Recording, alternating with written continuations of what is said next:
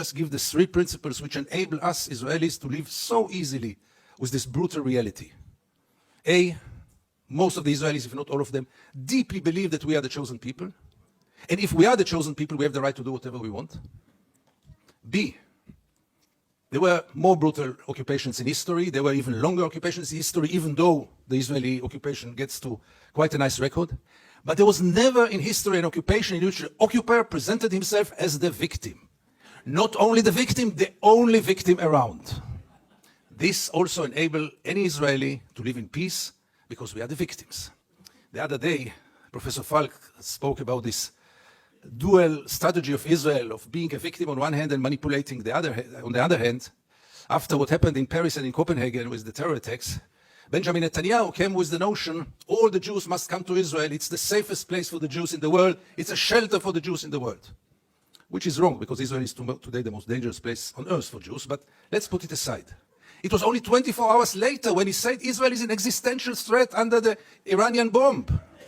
And I asked myself, how can you dare call Jews to come and to join this suicidal project when the Iranians are going to bomb us?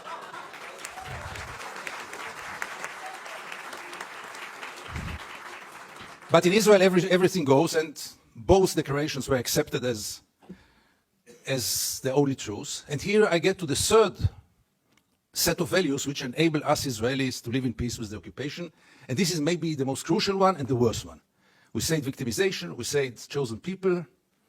When I say victimization, it goes without saying we have to mention the Holocaust and the unforgettable Mrs. Golda Meir that the American jury had exported to Israel. She said once, this unforgettable woman, that after the Holocaust, the Jews have the right to do whatever they want. But the third set of values is the most dangerous one, and this is the systematic dehumanization of the Palestinians, which enable us Israelis to live in peace with everything. Because if they are not human beings like us, then there is not really a question of human rights. And if you scratch under the skin of almost every Israeli, you will find it there. Almost no one will treat the Palestinians as equal human beings like us. I once wrote that we treat the Palestinians like animals, and I got so many protest letters from animal rights organizations, rightly so. But by the end of the day, how many Israelis did ever try for a moment to put themselves in the place of the Palestinians for a moment, for one day? And I want to give you two examples which will demonstrate it. Many years ago, I interviewed then candidate for Prime Minister, Ehud Barak. And I asked him a question which I try to ask in any occasion. Mr. Barak, what would have happened if you would have been born Palestinian? And Barak gave me then the only honest answer he could give me. He said I would have joined a terror organization. What else would have he done? Would he become a poet? He doesn't know to write poems. Would he become a pianist? He's quite a bad pianist, and I doubt if he would have become a collaborator, because he is a fighter. And it became a scandal, because how can you dare to put Ehud Barak to think what would have happened if he would have become a Palestinian? And the second incident, briefly, Second Intifada, the city of Jenin, the most closed city in the West Bank, real total siege. I go out from Jenin, I come to the checkpoint, a Palestinian ambulance is parking there with the red lights. I stand after him, no cars can get out of Jenin in those days, no cars can get in, and I wait. The soldiers are playing backgammon in the tent. Usually I know myself, it's better that I don't get into a confrontation with the soldiers because it always ends up very badly. So I stayed in the car, but after 40 minutes I couldn't take it, and I went out to the car. From the car, I went first to the Palestinian ambulance driver and I asked him, what's going on?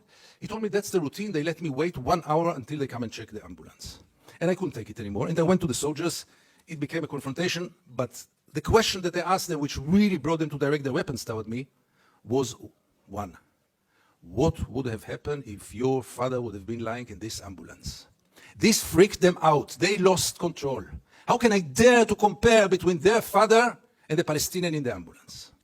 And this set of beliefs that they are not human beings like us enable us Israelis to live in so much peace with those crimes, ongoing crime for so many years, with losing any kind of humanity, values. I heard today people talk about Jewish values. I must be frank with you, I don't know what are Jewish values. I know what are universal values. Let's not get into it, really.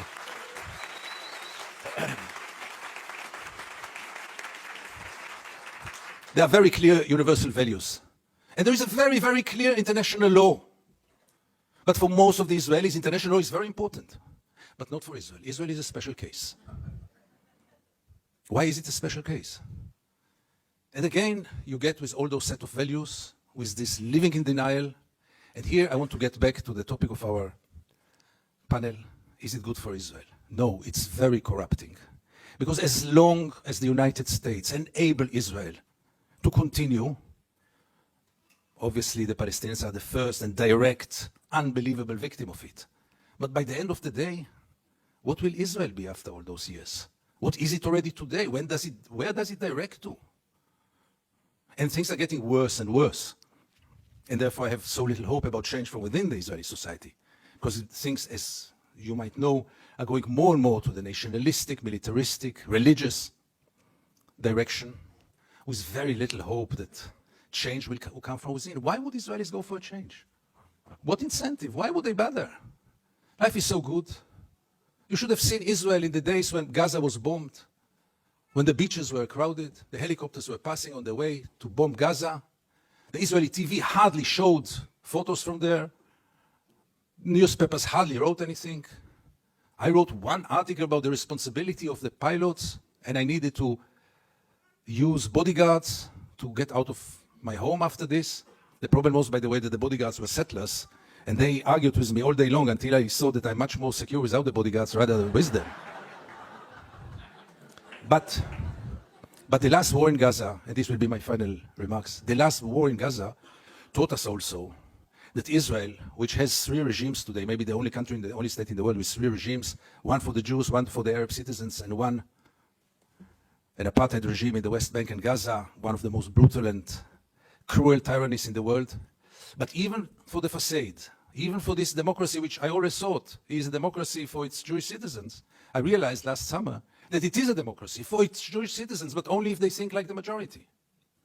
And therefore, and by this I want to conclude, I want to tell you all that few of us, very few, much too few, but few of us are looking to the West, Europe, and then United States, with a great hope, because we lost hope in Israel. Thank you very much.